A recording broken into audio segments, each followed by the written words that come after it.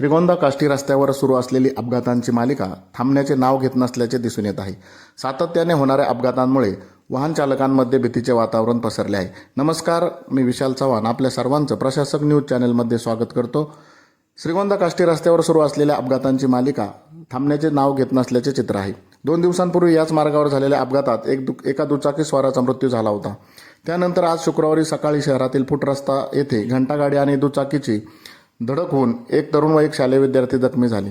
या घटनेला काही तास उलटत नाही तोच आज रात्री 8 वाजता पुन्हा श्रीगोंदा काष्टी रस्त्यावर अपघात झाल्याने नागरिकांमध्ये चिंतेचे वातावरण निर्माण झाले आहे. आज शुक्रवारी रात्री 8 वाजण्याच्या सुमारास श्रीगोंदा काष्टी रस्त्यावरील शेंडगे वस्ती येथील जिल्हा परिषद शाळेसमोर 2 दुचाकींची जोरदार धडक झाली. या अपघातात 2 जण जखमी झाले असून त्यापैकी एकाची प्रकृती चिंताजनक असल्याची प्राथमिक माहिती समजली आहे. मिळालेल्या माहितीनुसार श्रीगोंदा शहरातील सेवानिवृत्त प्राध्यापक गायकवाड सर हे रात्री आपल्या दुचाकीवरून श्रीगोंदा काष्टी रस्त्याने जात होते. त्याचवेळी पाठीमागून आलेल्या एका दुचाकीने त्यांच्या दुचाकीला जोरदार धडक दिली. धडक देणाऱ्या दुचाकीवर 3 जण असल्याची माहिती प्रत्यक्षदर्शींनी दिली. धडकेनंतर दोन्ही दुचाकी रस्त्याच्या बाजूला जाऊन पडल्या. या अपघातात दुसऱ्या दुचाकीवरील एक जण गंभीर जखमी झाला असून त्याची प्रकृती चिंताजनक असल्याचे सांगण्यात येत आहे. तसेच गायकवाड सर यांनाही गंभीर दुखापत झाल्याची प्राथमिक माहिती आहे. गंभीर जखमी व्यक्तीचे नाव व गाव अद्याप समजू शकलेले नाही.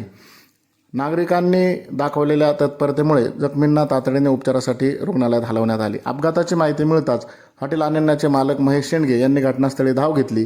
त्यांनी नागरिकांच्या मदतीने तत्काळ रुग्णवाहिका बोलावून घेतली आणि जखमींना रुग्णालयात पाठवले.